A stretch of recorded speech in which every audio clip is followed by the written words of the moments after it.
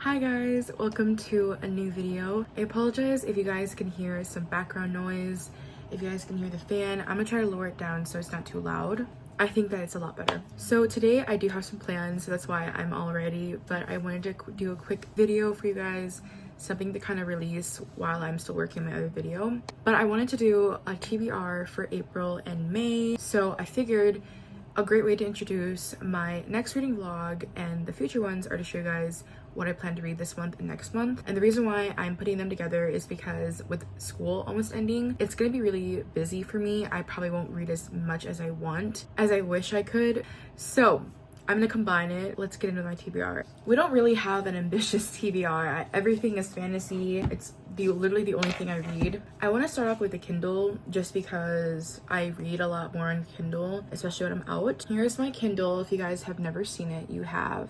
I'm reading In the Distance by Hernan Diaz. This is a book about immigration and the glamorized Western society. Not too far. I'm actually only on page 87. I'm supposed to finish this by Tuesday, so we'll see if I can do that. This is obviously a fiction book and it got a Pulitzer Prize finalis. This is not going to be a 5-star read at all, but I keep saying that, but I really enjoy the writing and I'm actually liking it. I've read fiction books before, but I think this is the first fiction book where I've genuinely liked the character and the writing. The writing is just so beautiful and I love how descriptive it is. This is like the only ambitious book on my TBR because I never read fiction. I only read fantasy. Occasionally a little rom-com here and there. This is actually for uni, which I talk about in my other video, but I did tab a little bit.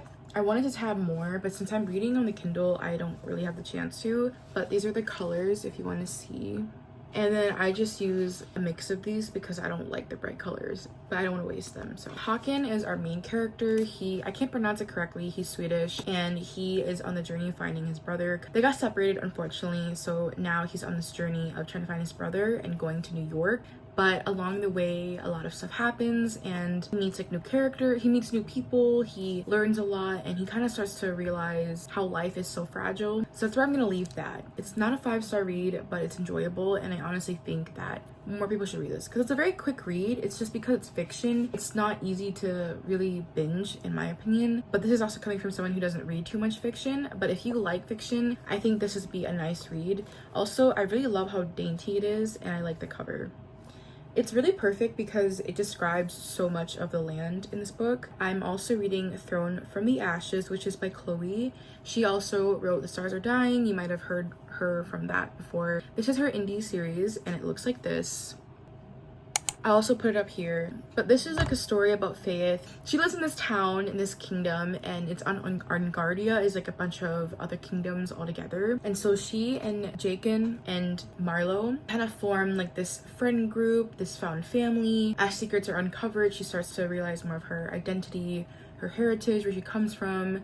She also has these very like alluring golden eyes that are what captivates like everyone around her. She gets thrust into this world with Fae. The Fae are very prominent in this series. I think the kingdoms are all Fae. The towns, the outer towns, and everybody else are just like humans. There was like this whole war with the Dark Fae. I think it's called the Dark Age. There's like a war between the Dark Fae and like the normal Fae, which is like kind of the Fae that are good. The Dark Fae are kind of like creatures that are almost like blood-sucking. They're split up. The Dark Fae have been gone for a while. You don't get introduced to them until like the second book. So the first one starts off very slow in my opinion, and then it just gets better as you get to each book.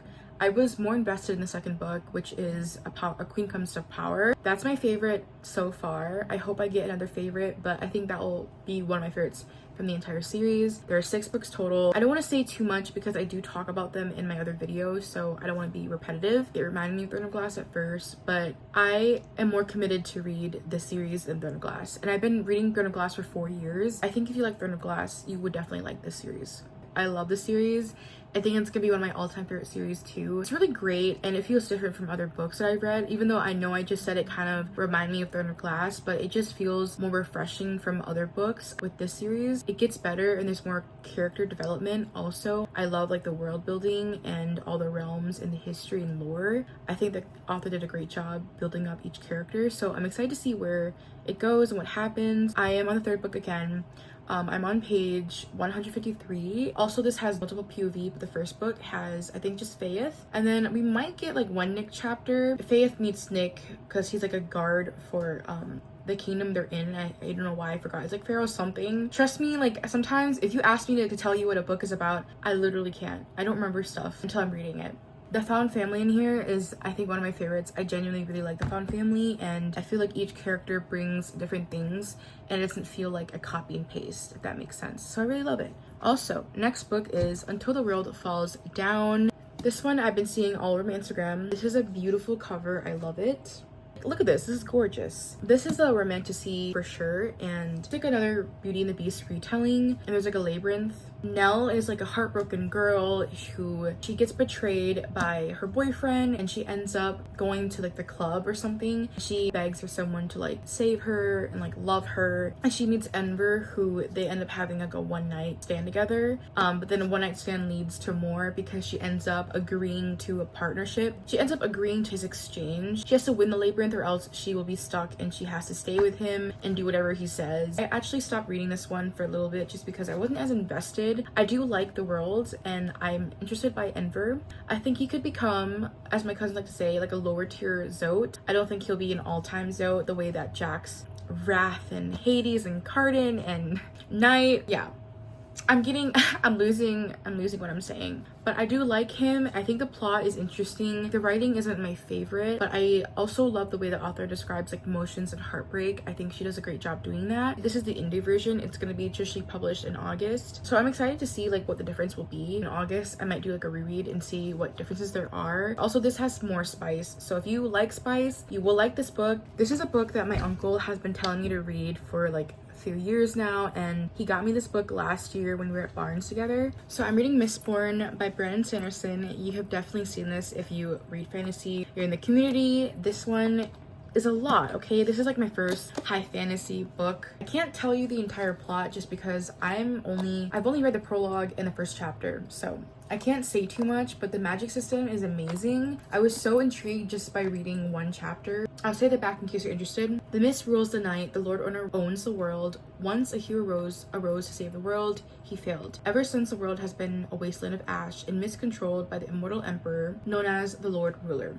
But hope survives. A new uprising is forming, one built around the ultimate caper, the cunning of a brilliant criminal mastermind, and the determination of an unlikely heroine, a street urchin who must learn to master the power of a Mistborn. So the magic system is honestly very different from what I've read in other books, which is what I really like about it. I feel like this might be a 5-star read, but not in the usual way that I'm used to, but just more so because it's so different from what I read, and I really, again, I'm enjoying it. But because there's so many like terms and world building and characters we're getting introduced to, I'm not attached yet, and I can't tell you anything that really happened, and I hope that I can read the entire trilogy in summer just because I really want to finish the series. I just really want to see what the series is about, and I know like it has a subplot of romance, so I want to see how that is too, because I am I love books that have romance, but if it's a subplot and it's not the entire focus, it's not too heavy with that, I'm good with the crumbs. Like, I'll take it.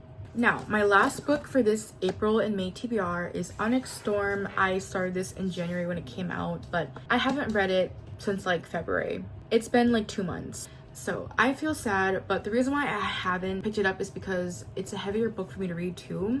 But this book has a lot of new characters. We're visiting more places. We're hearing more about like other things that are going on, and it's so different from the first book. If you like dragons, you like romance, you like a good plot, I would pick this up. If you're new to fantasy, I'd pick it up too. I think it's a great introduction to fantasy, especially if you are not used to reading it. But this one, I do want to finish by May or in May, because I finished Fourth Wing at like the end of May. That's my last book for you guys. I hope you guys enjoyed this video. I've rambled a bit too much, but stay tuned to my next video. Thank you guys so much for watching. I'll see you guys in the next video. Bye.